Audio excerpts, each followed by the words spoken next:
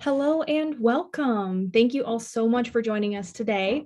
If you're like me and you live in an area of the US where it's just starting to warm up and we're finally seeing the sun again, welcome to spring and a return to the outdoors.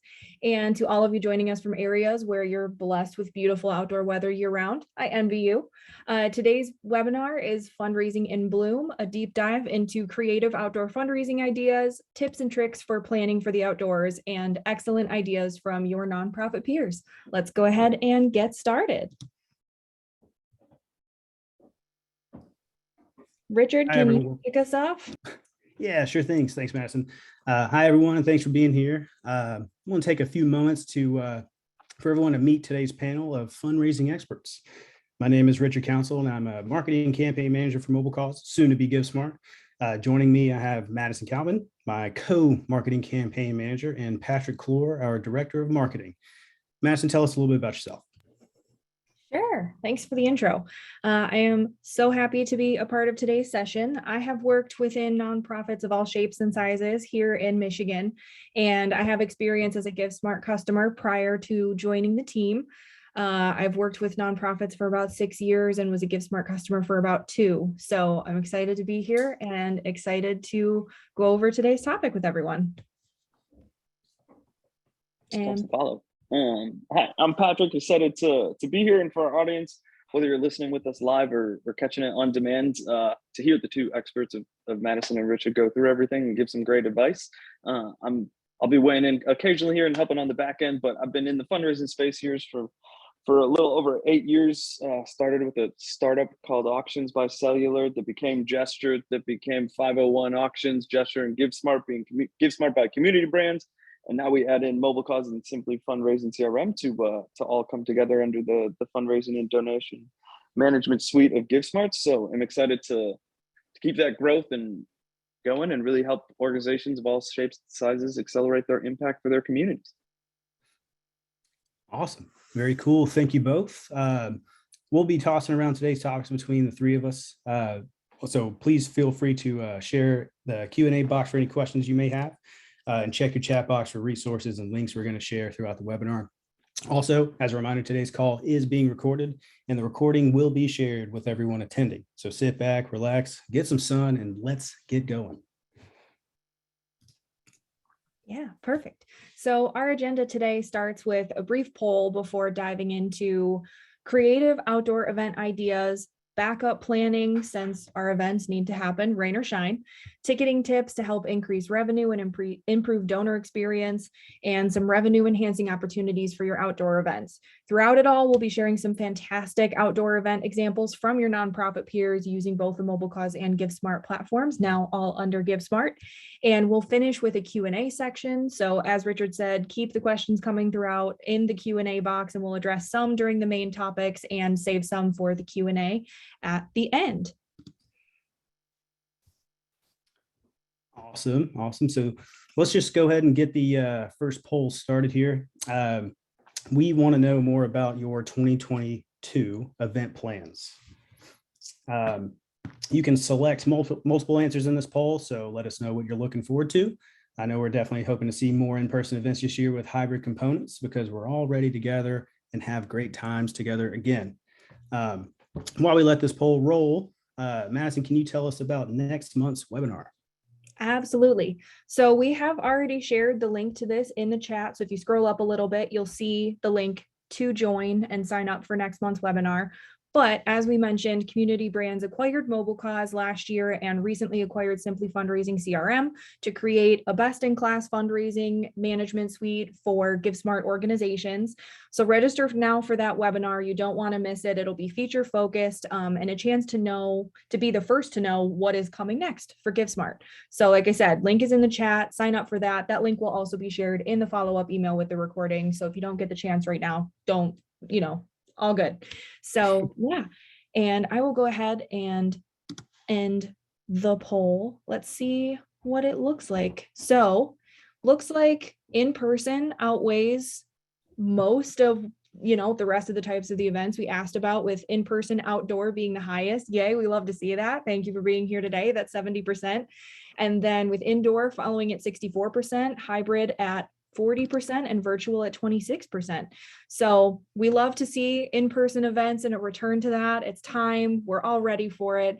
And we'll also be sharing some tips, not only for outdoor, but also for incorporating some hybrid ideas into your outdoor events. So remember to keep your offsite donors in mind as you're planning this year. But yeah, without further ado, let's keep going.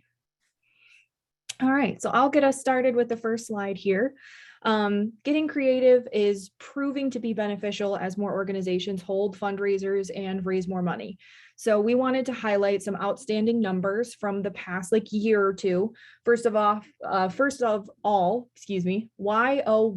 on the slide means year over year, and Q1 is quarter one, so January, February, and March.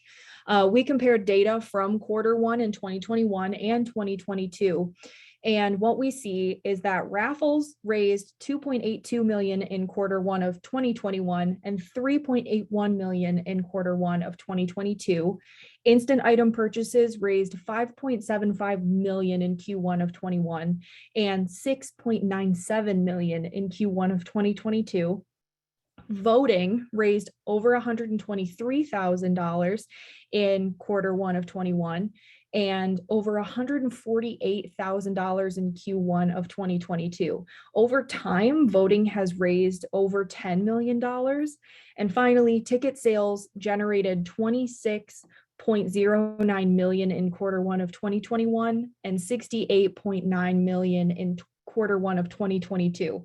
Lots of numbers there, and you can see some percentages on the slide of what those year over year increases look like. So we're definitely seeing an increase in usages of different platform features, revenue enhancers, getting creative with these different types of features.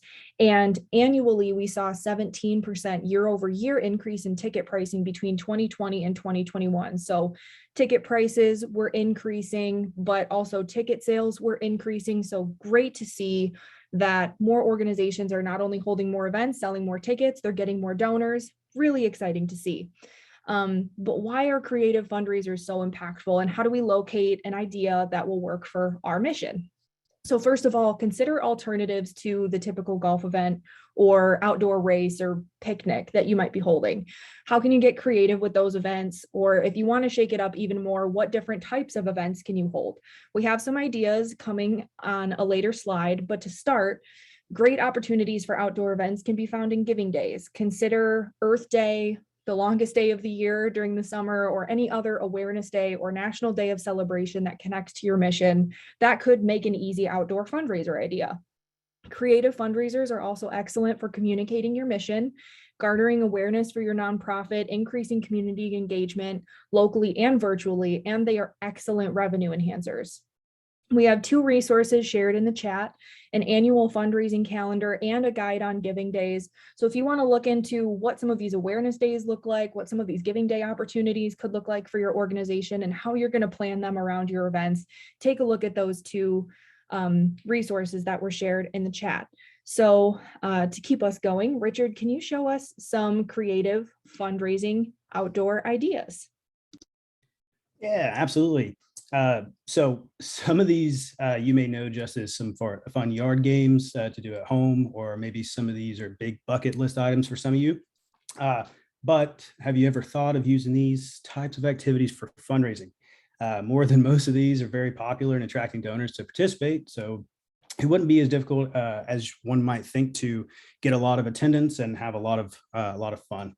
So let's start with some of the lawn games. Cornhole, which I'm pretty sure a lot of you are very familiar with, but it's also known as beanbag toss, bags, bag-o, depending on where you're from. There's many names for this game, but the goal is the same. Ladder golf, which I'll be completely honest, I've never really actually played ladder golf, but I have heard it's very fun. There's like a million YouTube videos on it. Giant Jenga, one I have actually participated in. It's a ton of fun, but you have to be careful because those blocks will smash your toes. But you can also find those sets of giant chess or checkers for lawns as well. So these giant Jenga, and pair that with giant chess or checkers for the lawns, super easy to set up, and cleanup is a breeze as well. Ring toss or horseshoes, which we're all familiar with. I'm sure a lot of us played that in grade school. Frisbee golf and a water balloon fight. Now, depending on how, I guess, formal the event is. You might want to skip the water balloon fight, but of course, make sure the expectations are set on the front end for something like that. Next, we have some tournaments and races. You can spice up your 5K or race with a costume party or some chalk for a color run. You got sack races or three-legged races, kickball or kickball tournament, or you can set up an entire like season-long kickball tournament, which is super fun. We have something like that where I am. You have a game of tag, keep it fun and easy. Beach volleyball, if you want to get out in the sun, wear some sunglasses, don't forget your sunscreen, and also ultimate frisbee. So one of the creative and extreme is one of my favorite examples to give. So let's get into the super creative, outrageous, and extreme stuff. So axe throwing, very dangerous. Make sure that everybody's safe, but it's super duper fun. Group skydiving or rock climbing. Now this, if anything, these are the two most extreme, but I will say I have been skydiving and it is exhilarating and I would highly recommend it. Go-kart racing, maybe go to a trampoline park, get some exercise in. Sunrise or sunset yoga, keep the blood pressure levels low. Zumba classes, get that blood pressure up. A car wash, a parkour tournament, and even outdoor concerts. And outdoor concerts are probably one of the most, if this is more of an opinion piece, but outdoor concerts especially is going to attract a ton of attendance, simply just because who doesn't like music, nice food, great drinks, and it's a great time all around. We'll be sharing in the chat a resource that elaborates on some of these outside the norm ideas and how you can not only make them fundraisers, but how you can also use some of them as your revenue enhancers. So without any further ado, Madison, what fun and creative example do you have for us? Yeah, absolutely. I'm excited to get started with our next example. But first of all, yeah, ouch with the giant Jenga blocks. And something else too that I wanted to throw in there at the end of that slide was just also consider with some of those ideas, making them, incorporate your mission into whatever those ideas might be, make them accessible for your audience. If you need to consider those that might be in wheelchairs, or if you want to have like a dog park or something like that, depending on what your mission is, who your donors are, you can make it accessible, make it fun, and make it your own. But going into our first creative example is Ridgeview Foundation's spring plant sale. Is a pre-order for plants in the spring. The plants were set up as instant items, and you could do an outdoor in-person plant sale and use GiveSmart as a cart checkout platform like this organization did, or do it as a pre-order. Options are up to you. They had multiple plant categories to choose from, everything from flowers to herbs and succulents as shown on the slide. Super cute inclusion. All of the item listings included care instructions for the individual plants. Love it. These plants were pre-ordered. Pickup instructions were listed clearly on the homepage of the site. They raised almost $5,000. Easy to do, easy to raise some extra money. Exciting to get your donors outside and get planting either at their homes, or it could be on your organization's property if you want to plant a garden, or even somewhere in your community that you would like to benefit. And you can also consider trees. You could consider pollinator plants for bees or butterflies, home gardens, stick to the pretty stuff, whatever. It's totally up to you. At a previous nonprofit I worked for, we had an outdoor fundraiser where volunteers came in shifts to help make over the gardens on our property. They laid mulch, planted pollinator plants, put in educational signs about the plants and the wildlife that they attracted. It was a short-term, day-long event that turned into a long-term educational opportunity tied to it was a children's museum, so it was tied to their mission, which was educating children in the sciences. The volunteers loved it. It had a long-term impact on the mission and just the overall appearance of the property. And it was just a really fun outdoor event, and everyone loved it. I loved it. I loved being able to interact with our volunteers and our donors a little bit more and get to know them. So it was also great for networking. So yeah, just plant sale. Who would have thought? And coming up next, Richard, I know you have an exciting move and swim example for us. Yeah. So this one's actually pretty cool. The Women's Cancer Resource Center really knows how to get people moving. A cool way they got a lot of participation was spreading their event over multiple days instead of just one big day.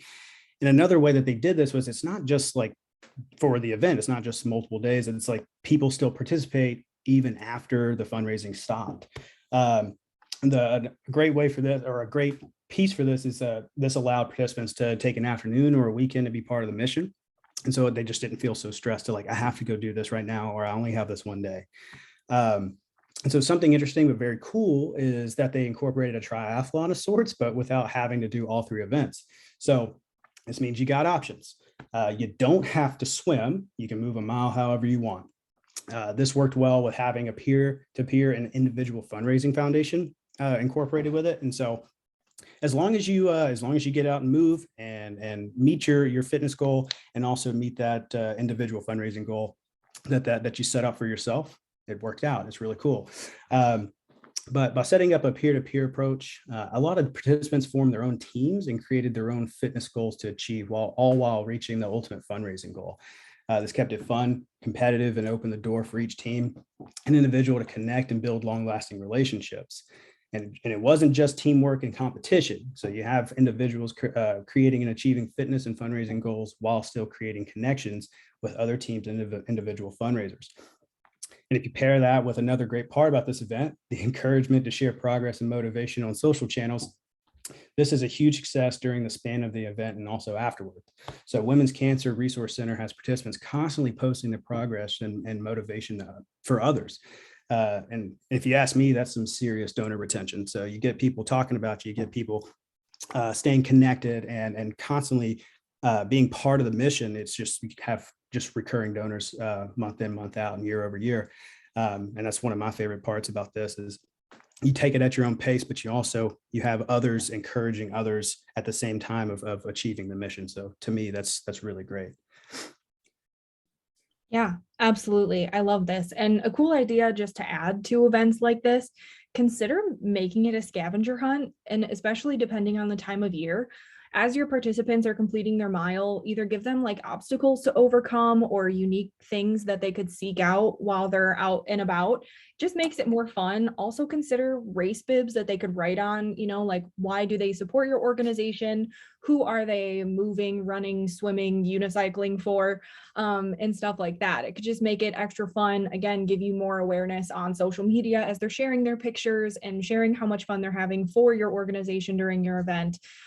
Just a fun idea to take away from something like this. I love this one. And looking at our next one, I know we had a question about festivals come in a little bit earlier. So yay, here's our festival example. Super excited to share it. This is from Sisters of St. Dominic of, I hope I'm saying it correctly, Blauvelt, New York, and it was their autumn festival. So with outdoor events like this, offering free admission and in-person experiences, you might be wondering, what did they use GiveSmart for? How did they use GiveSmart? So for this event, first of all, they offered carnival rides, pony rides, pumpkin painting, and more. Outdoor doesn't just have to be in the summer months. So spring and fall are great for themed events, especially if you live in an area with great weather year round. Their homepage had an embedded vendor application form. So vendors could come and sell, almost like farmers market style. And it was $50 to sign up as a vendor, and you could just go right to their GiveSmart site and sign up there. They had a great message on how to support the organization because there was free admission and outdoor experiences.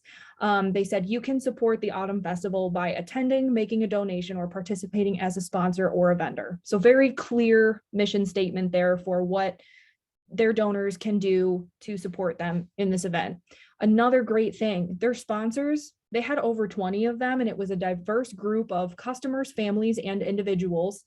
They had food tent coverage, bounce house, games, festival tote bags and souvenirs, pumpkin painting, face painting, pony rides. They had sponsors covering so many different aspects of their events. And that's really great, not only to help you with the ROI on your event and the return for any of your expenses, but just overall, it's awareness for those people, for their names or their company's name, to show that they're supporting your organization. And just really great to have sponsors for so many different components of your event. They had 2 different raffles. They had a grand prize raffle and a 50-50 that were offered, and the tickets were sold as raffle items on their GiveSmart campaign.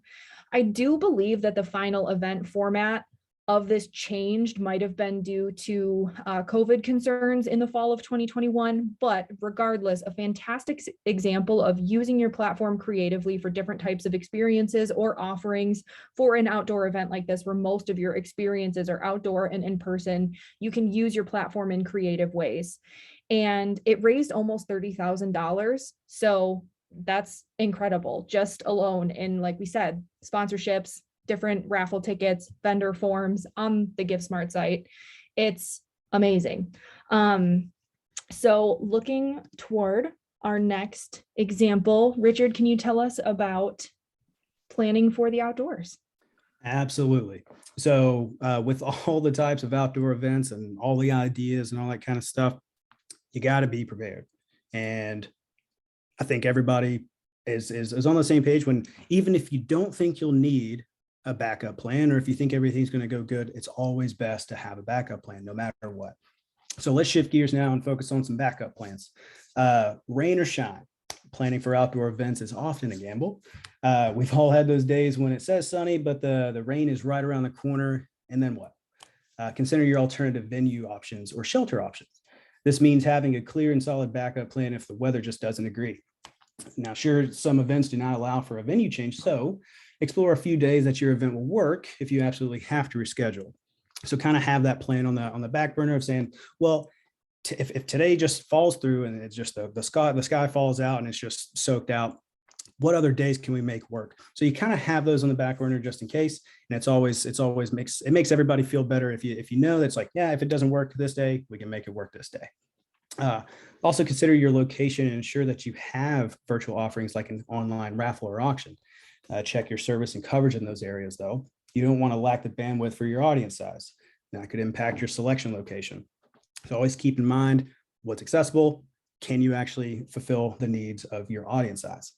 You have a run a show for all scenarios and make sure your staff and volunteers are fully trained on the what ifs. How will you communicate with your attendees? Make sure you can text or email or have them follow you on social to stay tuned for announcements. This is another great way to build up your audience database, keep people engaged, and it also makes them feel better that you're thinking about them. You want them to stay informed.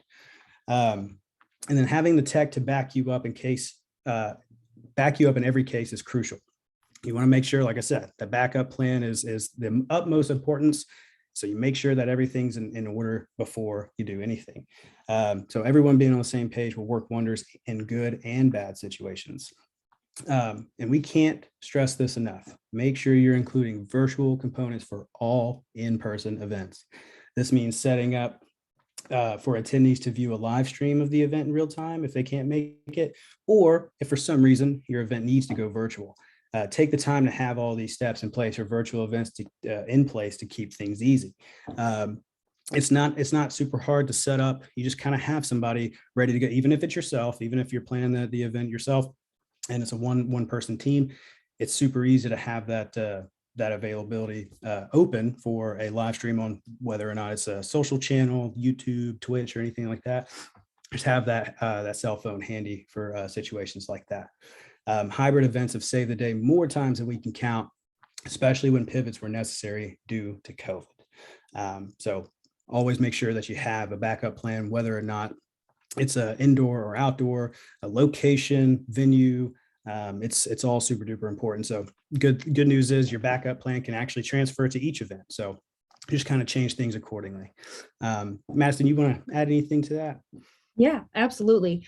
I myself had to pivot some events because of COVID back when I was still with a different organization and a GiveSmart customer, and having that backup plan really did save the day. So great to keep in mind. We also took the time to create a great resource last year all about creating these like solid backup plans for your events.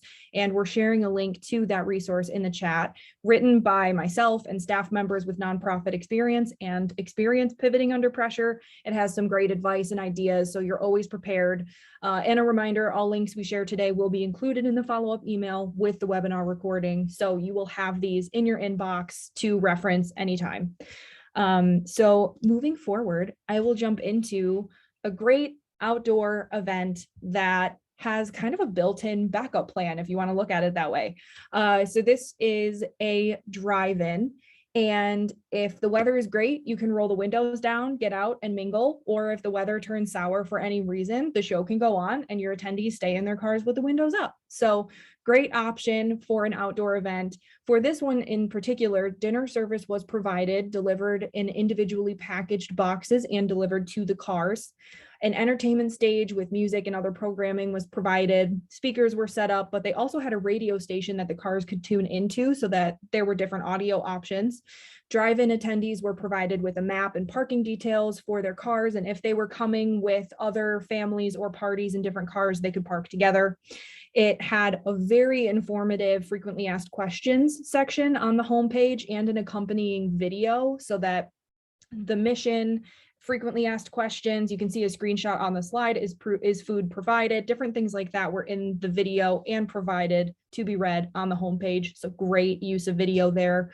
We've also seen some drive-in examples with food truck stations and picnic tables for eating and mingling, invitations for pets to attend with clear and super duper cute rules for humans and pet attendees. I loved that one. We've seen movies projected on sides of stadiums as part of the entertainment and fireworks send-offs for when attendees were driving away. So really easy to get creative with these examples. A drive-in is a great idea and it was fun, especially in the past couple of years when you kind of had to mix it up, consider some distancing options, and great for having a built-in backup plan. Like I said, hopefully your sunroof doesn't break and you can close your windows if you need to. Richard, do you want to tell us about our next example? Yeah, well, real quick on the drive-in idea. So that organization actually does that about 8 miles away from my house. I went last year and it was super cool. I actually will most likely be going again this year. It's in April, so it's actually super cool. They have a ton of food truck options and drinks and all that kind of stuff. So it's actually really cool. So yeah, let's the Community Resource Center, Sowing Seeds for Change. It's actually really cool. So it's similar to the previous example for the online purchasing of plants. The great idea here, again, so for offering a plant for the donors or let them plant the trees themselves. Now, really cool piece of this is you can do it on site at your own venue, a chosen location you want to benefit, or they can take home the trees for them to plant. So they can either do it in their yard, they can go to an approved location or anything like that. It's really neat that they can do that. Setting this up that way, it's similar to the Move-a-Mile example where you don't necessarily have to do it just that day. You kind of have this almost like this free range and free movement to do it really anytime that you'd like. Very impactful for the environment and provides a sense of ownership and contribution beyond the money. A tree leaves a longer lasting impact, so they can watch their contribution grow for years.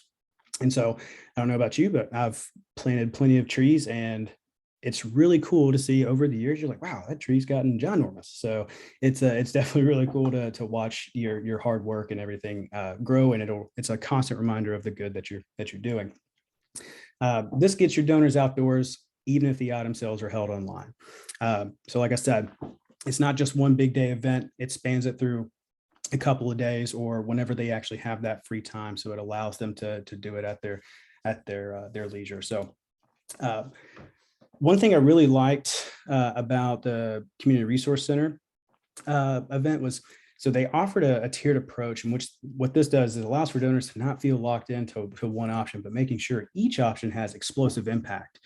So even if it's the lower tier, the care package, or it's the shelter package at the $150 mark, it still has explosive impact, which is one of my favorite things. It's like, you're giving something, and we want you to know that no matter what, your impact is awesome.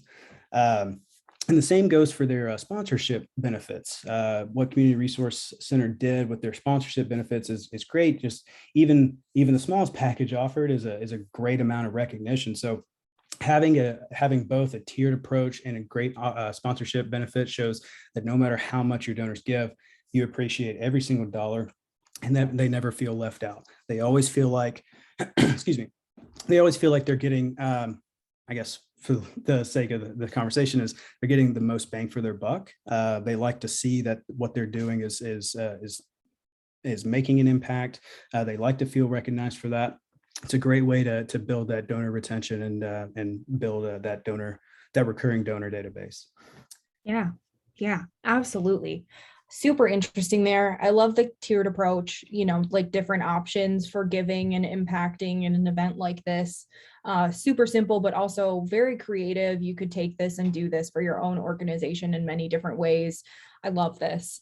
Looking at our next example, this one is a super creative event that incorporates the outdoors, but doesn't depend on the weather. We have featured this example before, so it may not be super new to some of you, but it is too good not to include here again, and we can look at it through a different lens. So this was the Humane Society of Utah's Flocking July. It was a month-long campaign where they had signs with seagulls on them, and they flocked the yards of homes in the Salt Lake City area. And there's a photo where you can see the little signs stuck in someone's yard. The options were set up through ticketing. So you had like a week-long ticket hold, so you could choose your week to flock someone's yard. It was $25 to flock someone's yard, or if you had been flocked, $25 to move the seagulls from your yard to someone else's yard. In your ticket purchase, you provided the addresses of where the seagulls were going to go, and they had volunteers running around putting seagulls in people's yards. It was adorable. I loved it. It was a great community engagement game. They had spouses doing it to each other, friends pranking each other, super fun, volunteer engagement. It was within a 25-mile radius of the organization as well.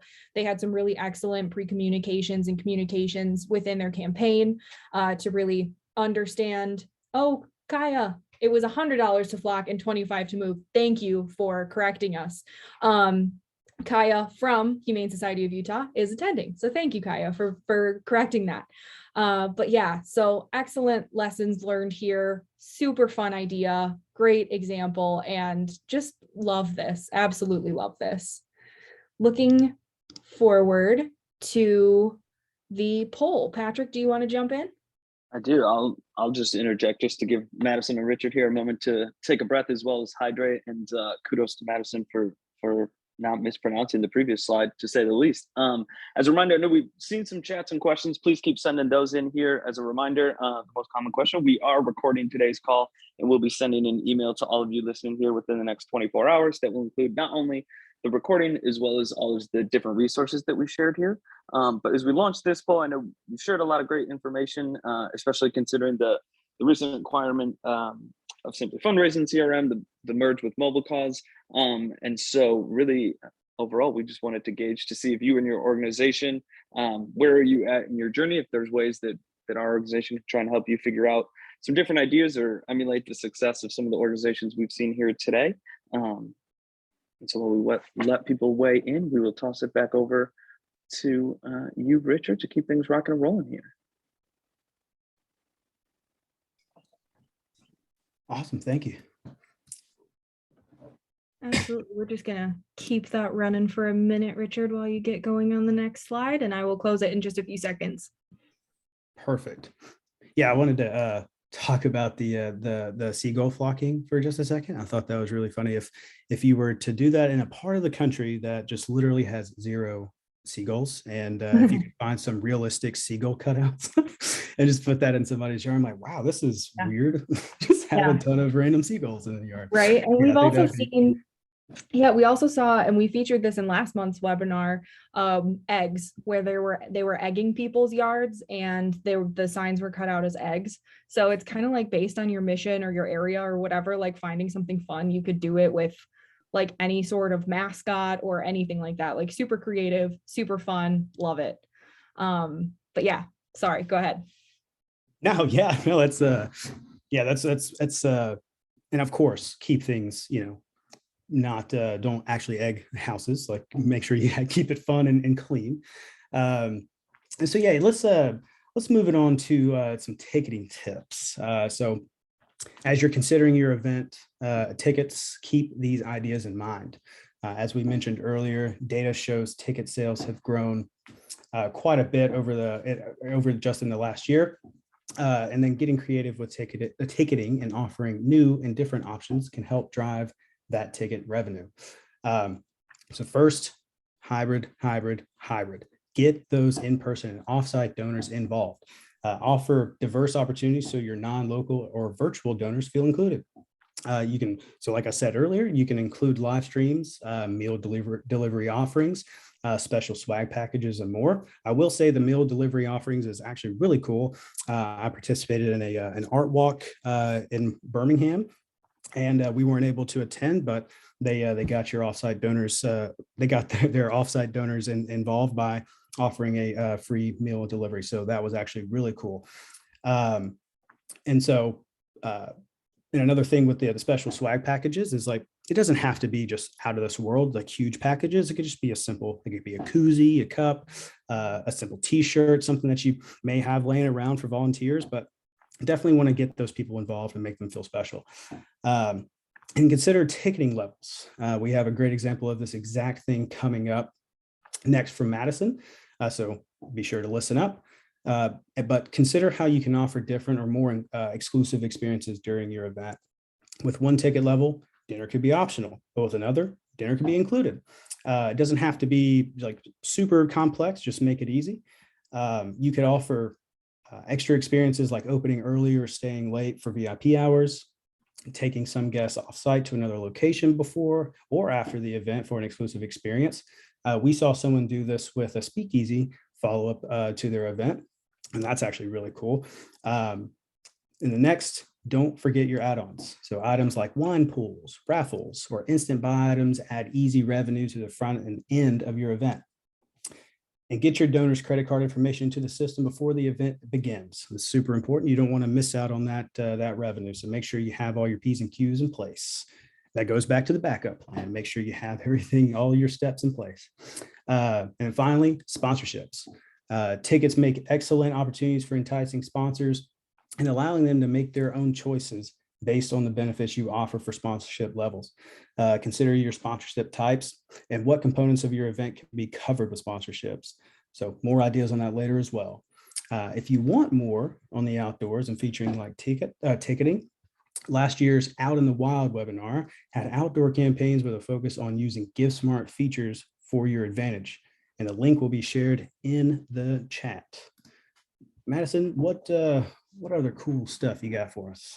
Yeah, absolutely. And as we move forward here, I did also want to call out with wine pulls and raffles, any sort of thing like that. Make sure you're checking with your state and local guidelines.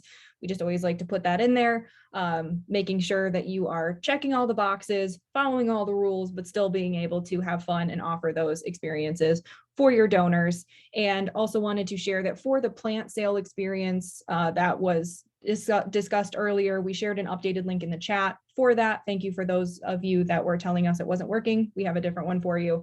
So thank you for that as well. So looking at our next example, this was Cottonwood Institute's second annual Move-a-Thon.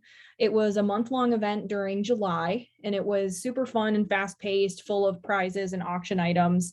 Their quote, which I loved, was "Get outside, get moving, track your movements during the month of July, and join us on Saturday the 31st to celebrate." So they did a virtual celebration at the end of this month-long campaign. So kind of similar to the Move a Mile, Swim a Mile event that we saw earlier. It was pick a movement like walking, biking, hiking, unicycling. How you move is up to you. They had an app that you could download to track your movements. It was called the Strava, STRAVA app, to track movements throughout the month. They created a Move-a-Thon fundraising page and that attendees and donors could share with friends, family, and coworkers. And then they had the virtual Move-a-Thon party and award celebration on the 31st to celebrate what they called their sweet moves and miles.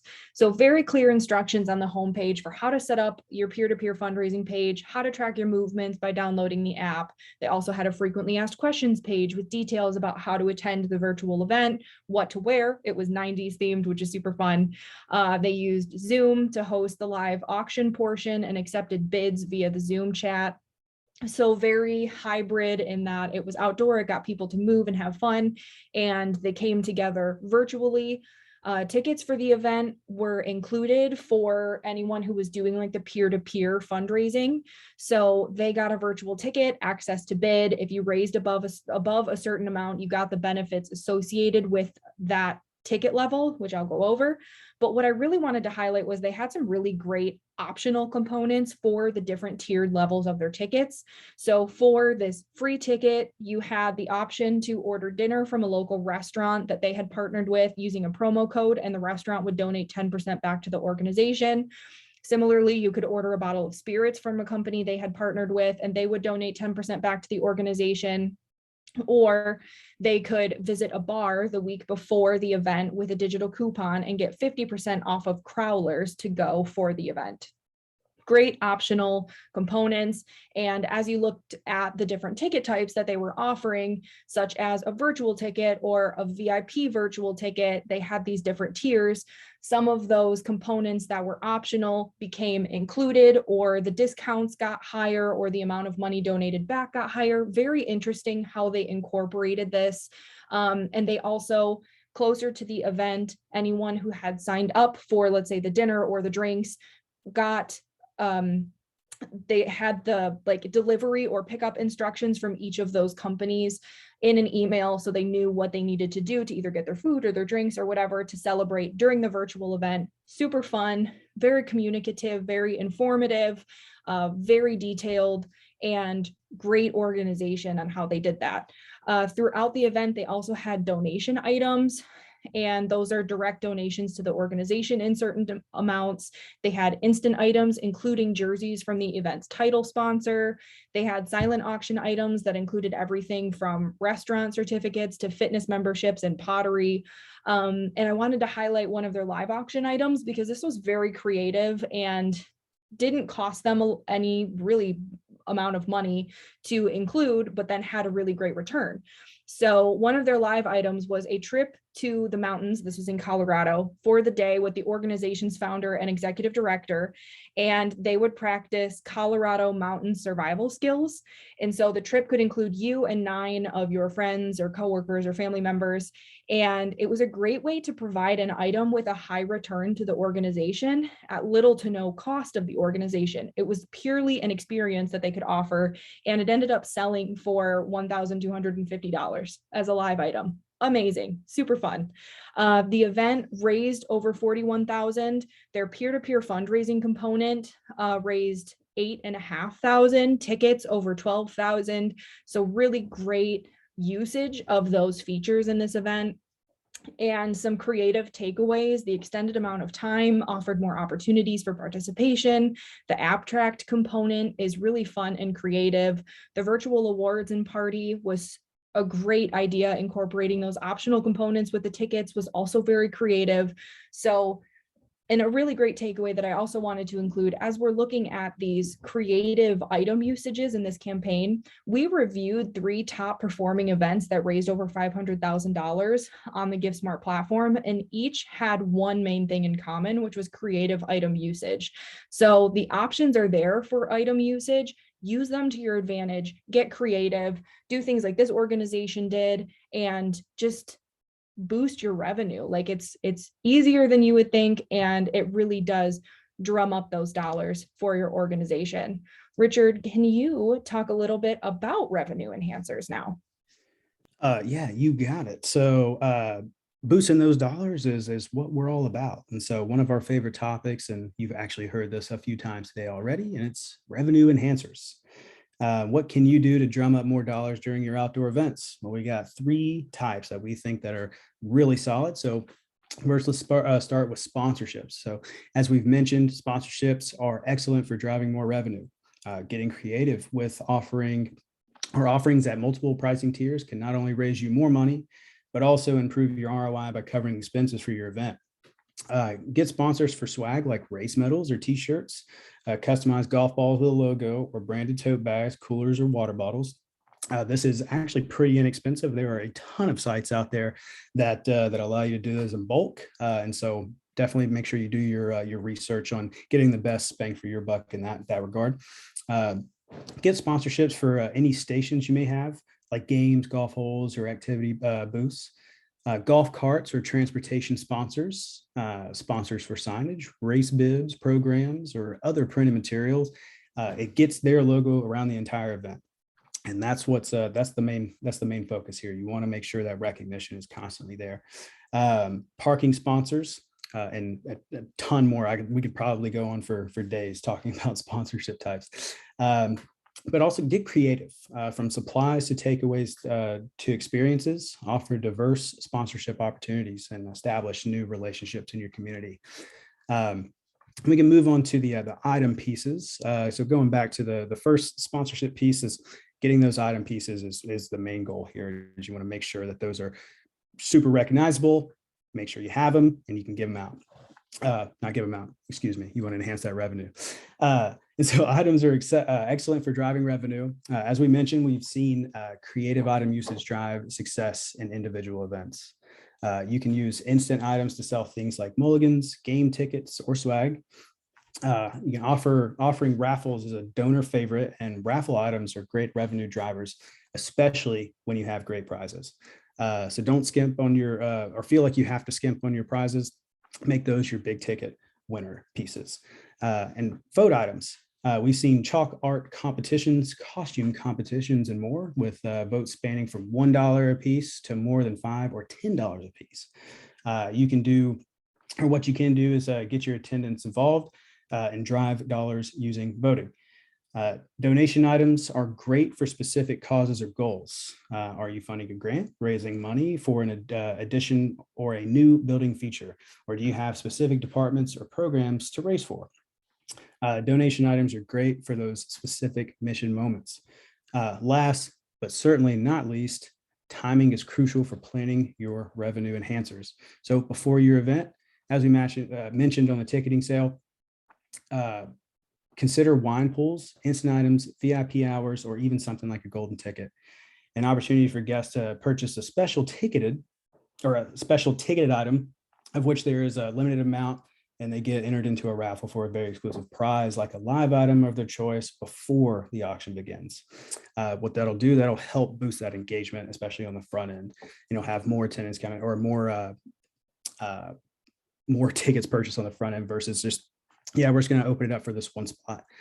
And so you want to make sure you have something really fun like that. During your event, aside from everything else mentioned, don't forget your peer-to-peer crowdfunding options. So get your champions to volunteer for you and raise money for you during your event. And then after your event, the show must go on. So consider selling leftover auction items as instant items at discounted rates.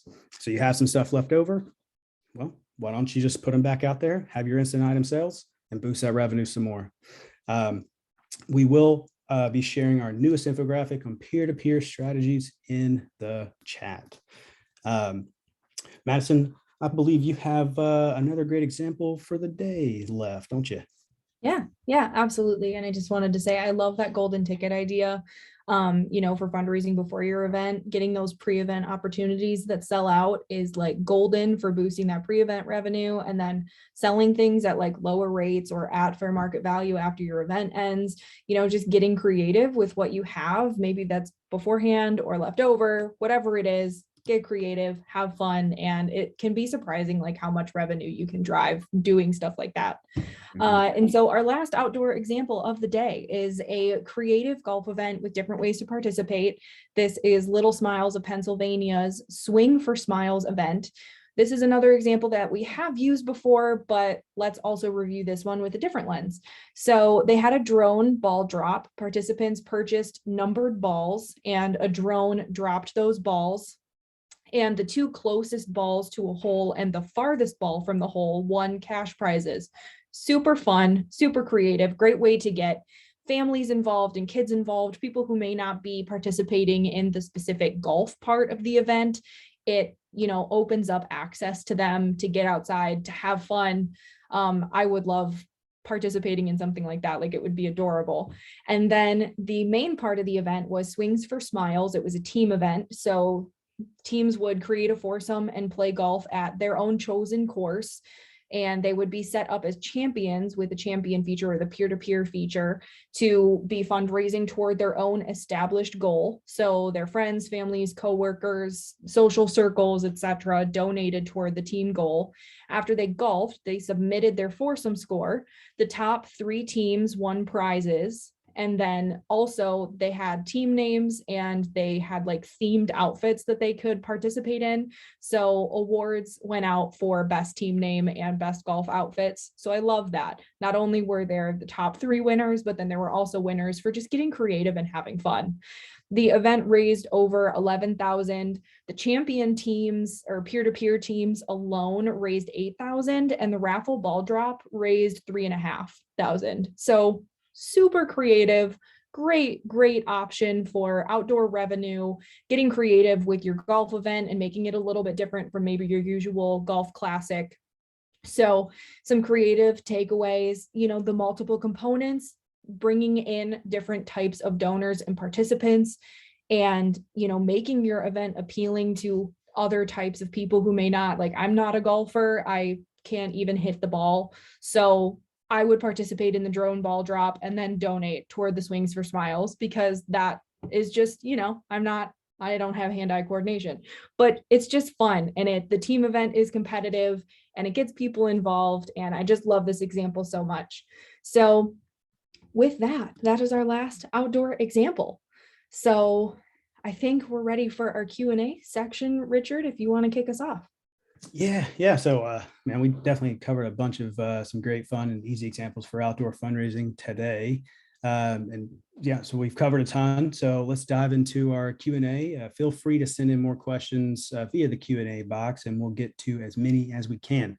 As a final reminder, we will be sending out the full recording of today's webinar, as well as any resources covered. So be looking for that in your inboxes later today or early tomorrow. Between Madison, Patrick, and I, we will be sure to include resources on topics mentioned here live and in the Q&A in case we don't get to all the questions. So yeah, Madison, do you want to kick us off with the first question? Yeah, absolutely. So one of the first questions that came in that I wanted to highlight is, does GiveSmart help you set up virtual components? Great question. So any organization that uses GiveSmart is a GiveSmart customer. We do offer what's called customer services. So there are services using our team where you can have someone either as live event, like remote service for your event, or you can have training done before your event. They can help you in a ton of ways. They're fundraising experts, GiveSmart experts. You can hire them, and great help for setting up those virtual components. So yes, definitely something to look into if you're an organization that uses GiveSmart. If you are currently a customer, then you can contact your customer success manager or reach out to any one of us and we can get you connected with the right people. So our next question is about wine pulls. We had, what is a wine pull? And Patrick, I'm actually going to throw this one to you. Thank you. I'm not a sommelier, but I will do my best. And I'll preface my answer with thanks to Chad Crabtree. Put it in the chat, and I agreed that with wine pull raffles, anything of that nature, always our first recommendation is to check with your state gaming or alcohol authorities.